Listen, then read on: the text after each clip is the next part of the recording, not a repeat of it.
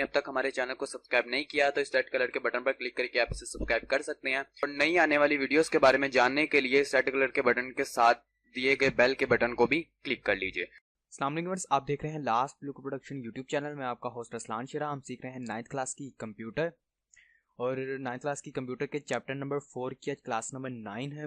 और आज की क्लास में हम लोग पढ़ने वाले हैं सेकेंडरी मेमोरी के बारे में कि सेकेंडरी मेमोरी क्या होता है, किस तरह से काम करती है और इसकी डेफिनेशन क्या है। तो आइए स्टार्ट करते हैं आज की video.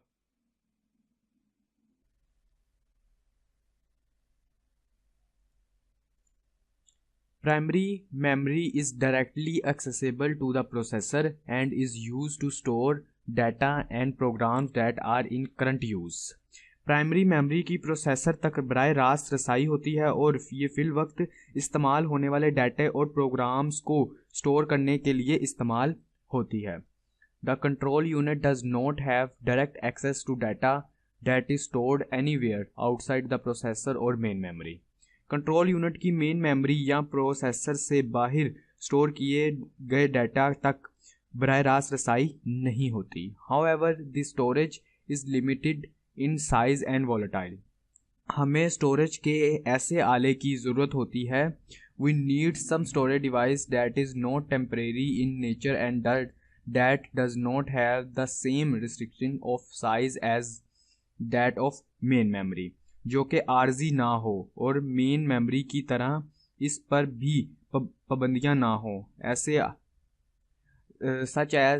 Such a device is called secondary storage device. ऐसे आले को सेकेंडरी स्टोरेज आला कहते हैं। Secondary storage device are categorised according to. Secondary storage को मदरजा झेल बुनियादों पर तकसीम किया गया है। Means by which the data is stored optically और मैग्नेटिकली। वो ज़राए जिन पर डाटे को ऑप्टिकली या मैग्नेटिकली स्टोर किया जाता है। The technique use for storage of the data sequential storage और डायरेक्ट एक्सेस स्टोरेज। डाटे को स्टोर करने की तकनीक सिक्वेंशियल स्टोरेज या बराह रास्त रसाई का तरीका। The capacity of the medium, how much can be stored on it. Medium की सलाहियत कि इस पर कितना डाटा स्टोर किया जा सकता है। Portability of medium can it be moved around easily. Medium एक जगह से दूसरी जगह ले जाने की सहूलतें। Access times to the data stored data तक रसाई का वक्त। Secondary storage is required to permanently store information that is not needed in memory all of the time and which may be too large to fit into the memory of the computer. Secondary storage इस information को मुस्तकिल तौर पर store करने के लिए दरकार होती है जिसकी तमाम वक्त ज़रूरत नहीं होती और जो कंप्यूटर की मेमोरी में फिट होने के लिए बहुत बड़ी होती हैं।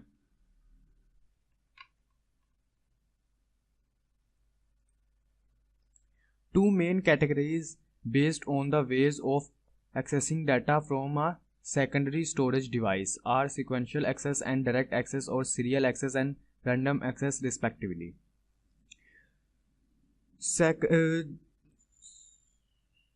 सेकेंडरी स्टोरेज आले के ज़रिए डाटे तक रसाई की रास्तों की बुनियाद दो इकसाम जो कि बल तरतीब सिक्वेंशियल एक्सेस और बराह रास्त एक्सेस या सीरियल एक्सेस और रैंडम एक्सेस पर है। Different computer application programs need these two types of storage devices. मुख्तलिफ कंप्यूटर एप्लीकेशंस प्रोग्राम के लिए दो इकसाम के स्टोरेज आलात की ज़रूरत होती है। For example, a program for calculating the payroll of a company has to access all the data on all of a company's employees. It access is this data one record at a time, one after the other, and this is called sequential access. मिसाल के तौर पर किसी company के पे role को calculate करने के लिए प्रोग्राम को कंपनी के तमाम मुलाजमीन के डाटे तक रसाई हो, ये यके बाद दीगर एक ही वक्त में इस डाटे तक रसाई करते हैं।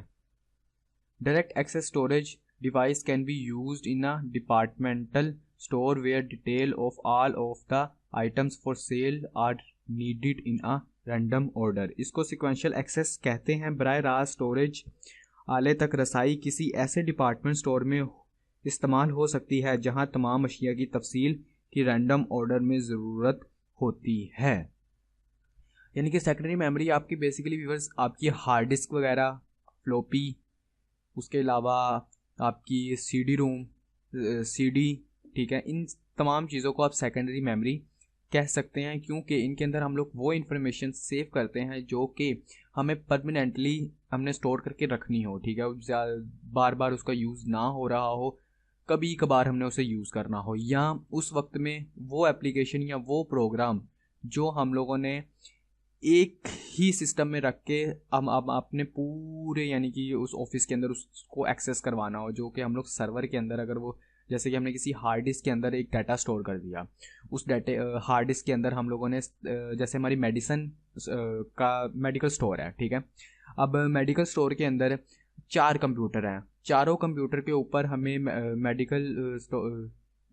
मेडिकल से रिलेटेड जितनी भी दवाइयाँ हैं उनके नाम भी चाहिए और उसी के साथ साथ उनकी प्राइस भी चाहिए, और चारों कंप्यूटर पर सेम चाहिए, ठीक है। तो इस सूरत में हम लोग क्या करते हैं कि या तो एक सर्वर या एक ऐसी सेकेंडरी मेमोरी बनाई जाती है जिसके ज़रिए के वो तमाम चारों के चारों जो कंप्यूटर हैं वो उसको एक्सेस कर सकते हैं, चारों के चारों कंप्यूटर्स के ऊपर आप एक ही वक्त में एक ही डाटे को देख सकते हैं, ठीक है। तो इसके अंदर हमारी सेकेंडरी मेमोरी बहुत ज़्यादा अच्छा वर्क करती है।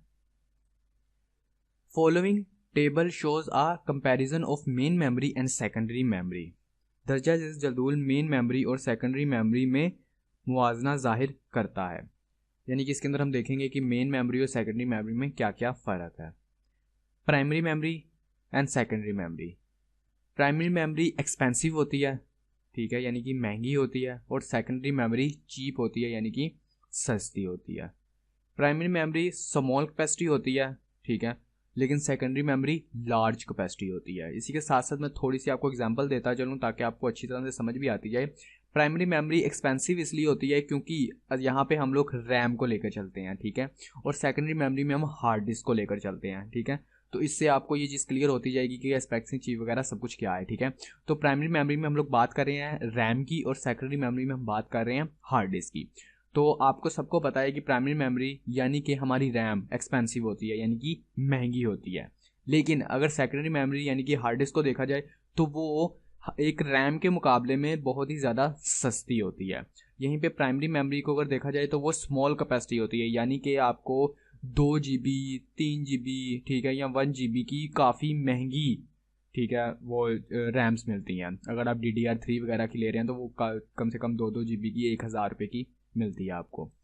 लेकिन अगर वहीं सेकेंडरी मेमोरी की बात करें तो वो लार्ज कैपेसिटी आपको इजीली मिल जाती है, यानी कि यहाँ पे आपको 250 GB 300 GB 500 GB, ठीक है, 1 TB तक भी अवेलेबल होती है।